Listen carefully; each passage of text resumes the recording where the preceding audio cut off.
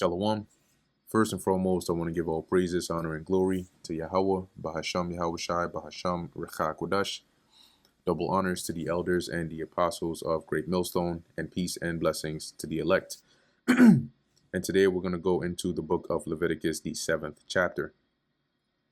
Likewise, this is the law of the trespass offering.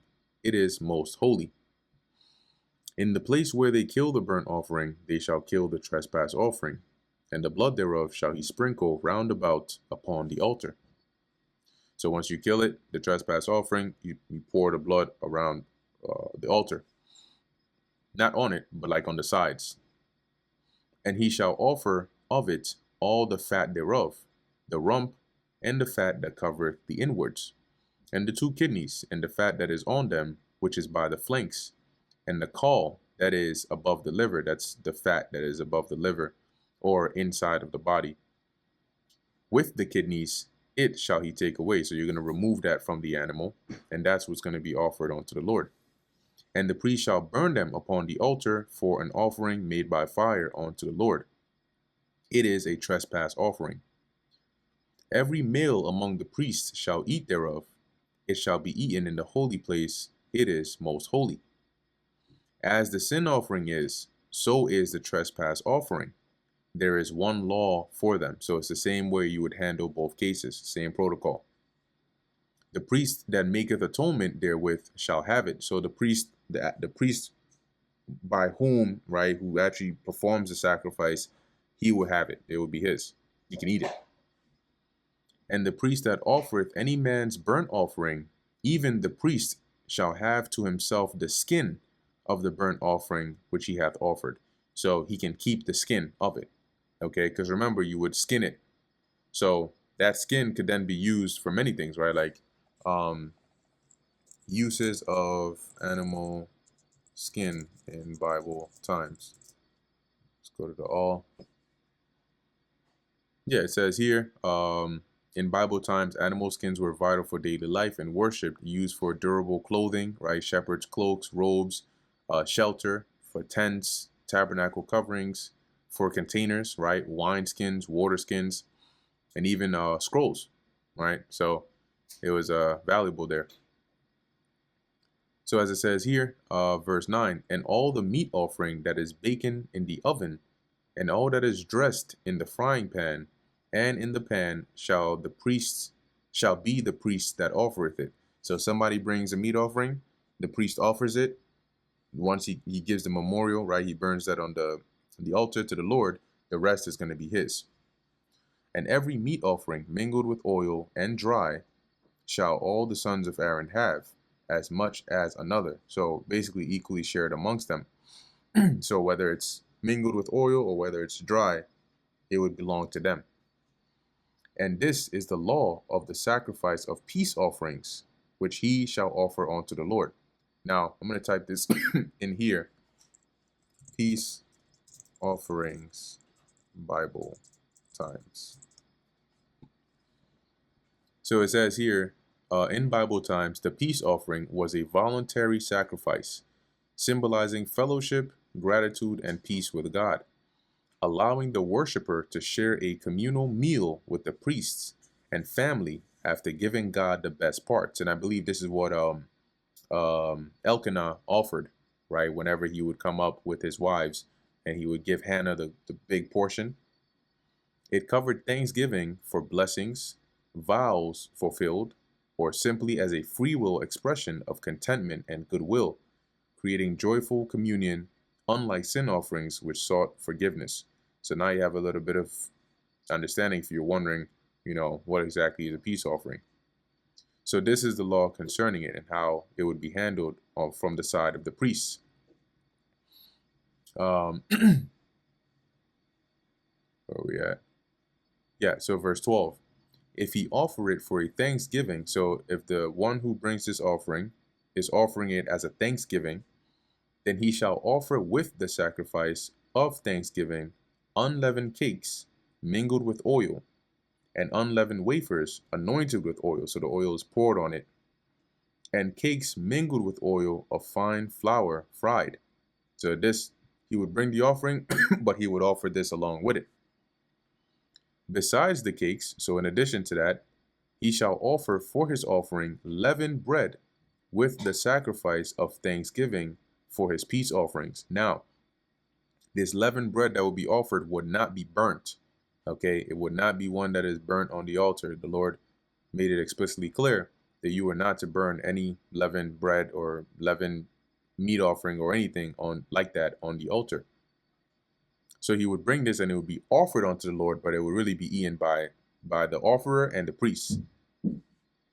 It says, and of it he shall offer one out of the whole oblation for an heave offering unto the Lord Yahweh.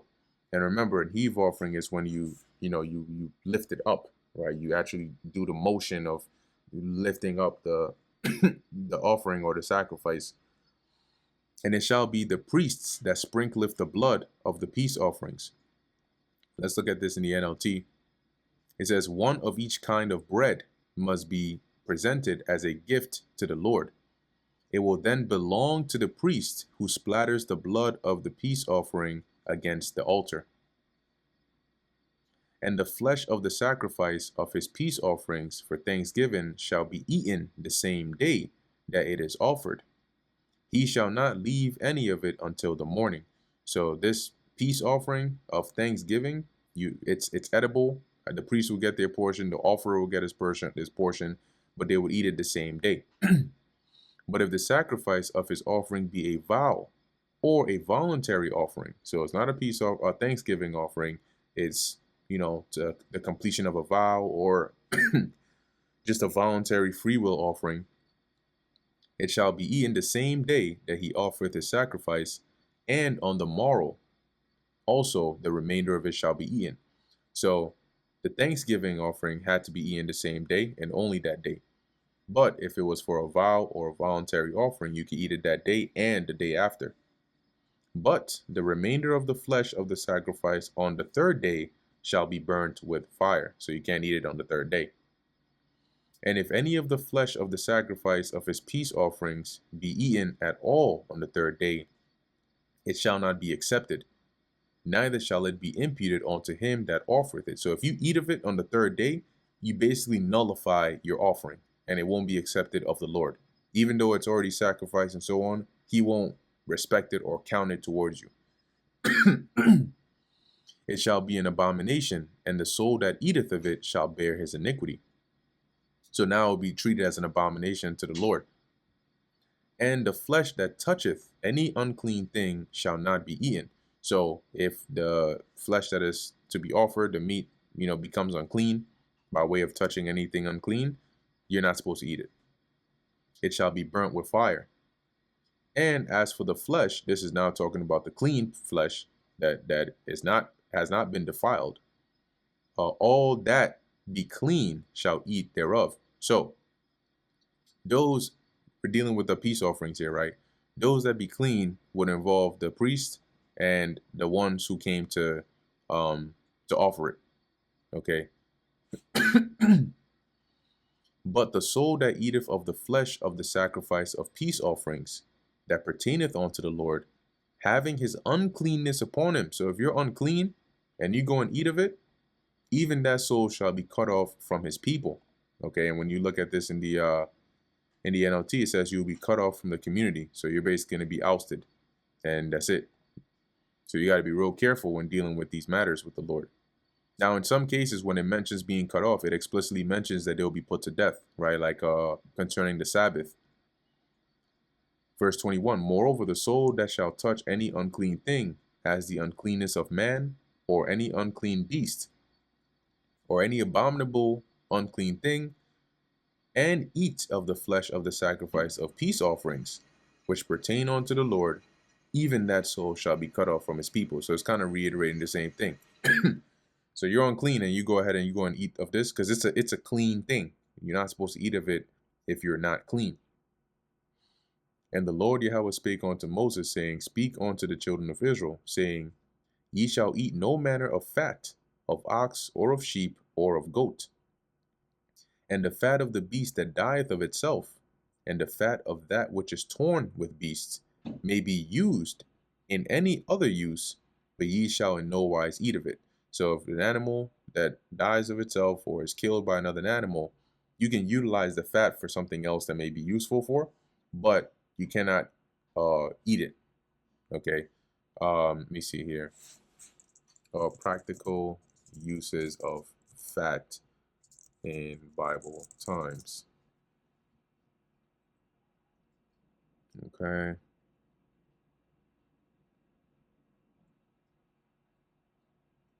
Mm,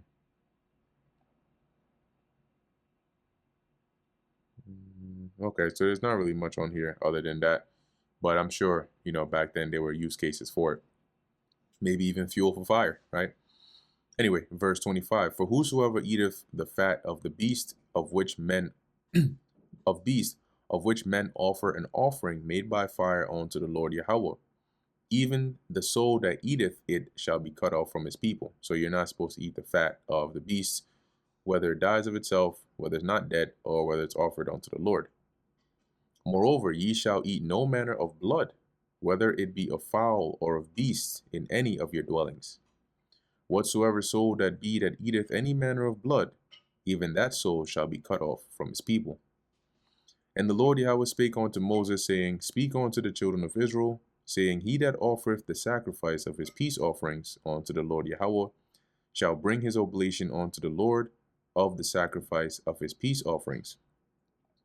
So basically, when you come to offer your peace offerings, as it says here, give the following instructions to the people of Israel.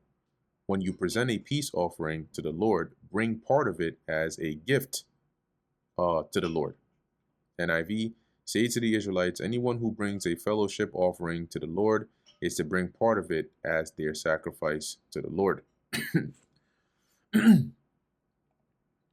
His own hands shall bring the offering of the Lord made by fire, the fat with the breast, it shall he bring, that the breast may be waved for a wave offering before the Lord. So the person would have to actually bring it and perform the action of waving, right? Remember, like the Lord commanded Moses concerning Aaron and his sons. So there's a difference between the heaving of the heave offering and the waving of the wave offering. But they would actually bring it and they would wave the offering, like the fat, the meat, the part of it that they're offering before the Lord. And the priest shall burn the fat upon the altar, but the breast shall be Aaron's and his sons.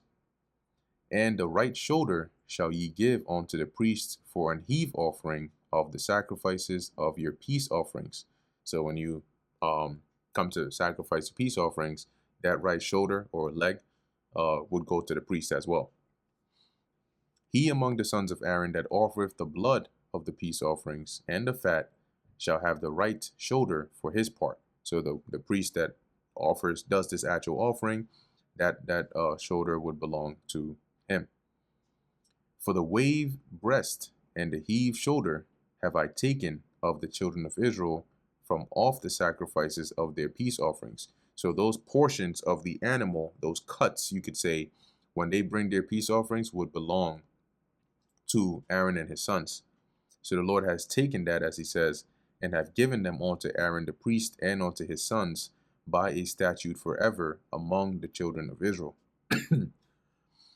This is the portion of the anointing of Aaron and of the anointing of his sons out of the offerings of the Lord Yahweh made by fire, in the day when he presented them to minister unto the Lord Yahweh in the priest's office, which the Lord Yahweh commanded to be given them of the children of Israel in the day that he anointed them by a statute forever throughout their generations. So this was basically the laws concerning, or the protocols concerning what will belong to them, how they would do certain things, what they were to do, basically them knowing their role as priests when they were anointed in this office.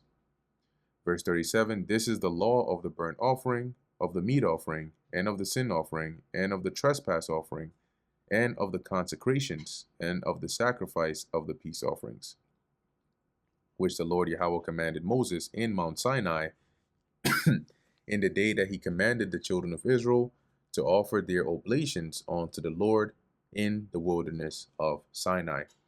And that brings us to the end of the book of Leviticus, the 7th chapter. Lord willing, that was edifying to the elect. In closing, I want to give all praises, honor, and glory to Yahweh, Bahasham Yahweh Shai, Bahasham Rachak Kudash. And until next time, Shalom.